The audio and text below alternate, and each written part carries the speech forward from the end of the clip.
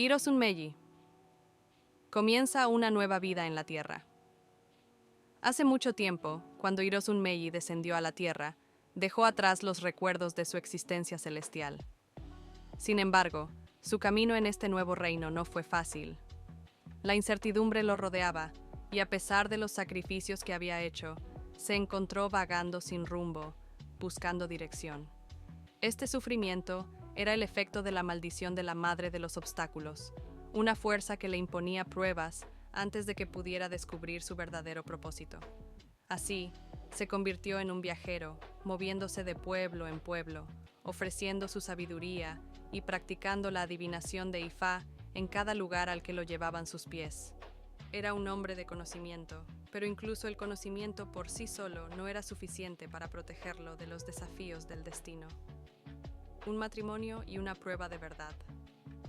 Durante sus viajes, Hirosunmeji conoció y se casó con una mujer llamada Moromokpe, conocida entre los Bini como Imiomotie. Era bella y encantadora, pero en ella había una debilidad. Cada vez que Hirosunmeji salía de casa, ella coqueteaba con otros hombres, escondiendo sus acciones detrás de un velo de discreción. Con el tiempo, Moromokpe quedó embarazada, pero cuando llegó el momento de dar a luz, algo andaba mal. Sufría terribles dolores de parto, pero el niño se negaba a nacer. A pesar de todo su conocimiento, todo su poder y cada solución que intentó, Hirosunmeji quedó perplejo. Fue entonces cuando un renombrado sacerdote de Ifá, Adawara Sawara, llegó a visitarlo. Este sacerdote era conocido porque sus revelaciones se manifestaban de inmediato. Tras observar la situación con atención, realizó la adivinación sagrada y habló: «Tu esposa ha cometido adulterio, engendró este hijo en la traición, y hasta que no confiese sus faltas, el niño no podrá nacer». Enfrentada a la verdad, Moromokpe no pudo seguir ocultando su pecado. Confesó, y en ese mismo instante, el niño nació sin dificultad. El destino de un recién nacido.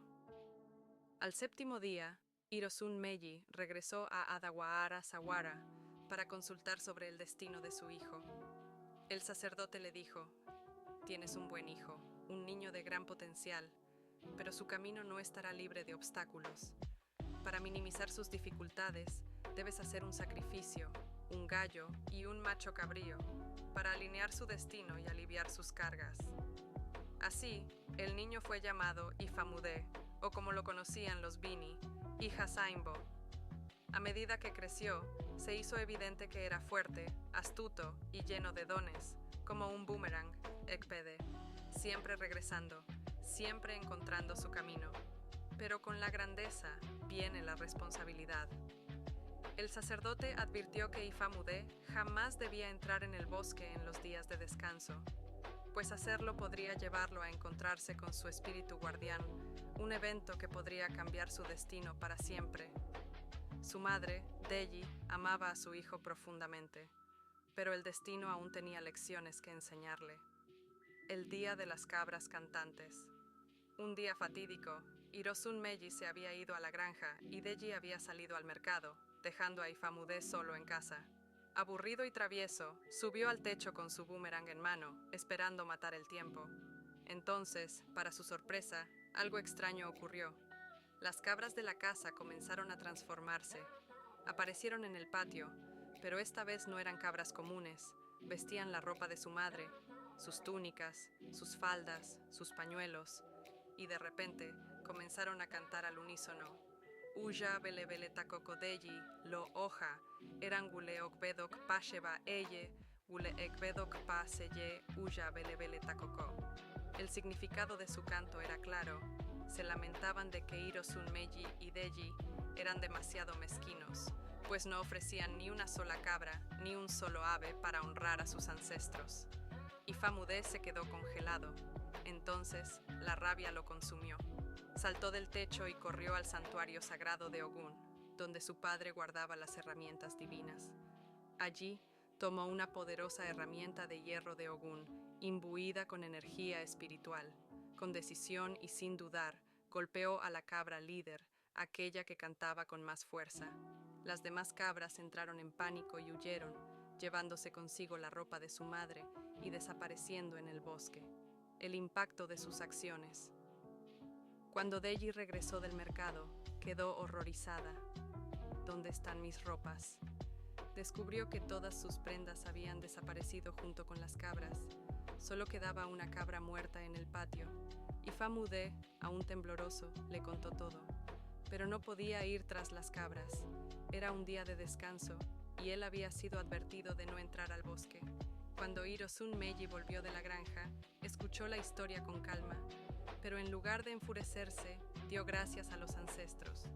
Sabía que habían protegido a su hijo de un destino peor que perder unas cabras. Entonces se preparó un sacrificio. Un chivo gris, 2 gallinas y un pez, todo en honor a los espíritus de sus ancestros. La lección del destino. Cuando este Odún aparece en una adivinación, trae una advertencia importante. Uno debe cuidarse del robo, la traición y la falsedad. Así como Ifamudé fue llevado sin saberlo a presenciar las verdades ocultas de su hogar, así también debemos estar atentos a lo que está oculto, pero que inevitablemente se revelará. Al final, Hirosun Meiji comprendió que el destino no es solo conocimiento, es preparación, acción y la sabiduría de aceptar lo que debe hacerse. Y así, la historia continúa, entretejida en la sagrada sabiduría de Ifá. Mis amigos, esta historia nos recuerda que el camino del destino está lleno de pruebas, y hasta los sabios deben caminar con cautela. El destino no pide permiso, simplemente se despliega, revelando lo que debe ser conocido. La sabiduría de Ifá nos enseña que debemos honrar nuestro pasado, escuchar el consejo divino y actuar con equilibrio en todas las cosas.